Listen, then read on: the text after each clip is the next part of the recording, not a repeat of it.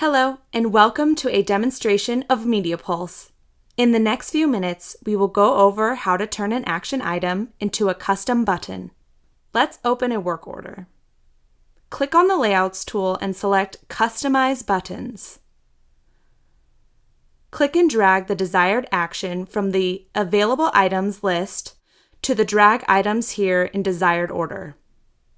Click Save. Notice the new Customize button has appeared at the bottom. It's that simple. For more tips and tricks on MediaPulse, subscribe to our YouTube channel. If you have any questions about Xytech's products, please email us at support@xytechsystems.com.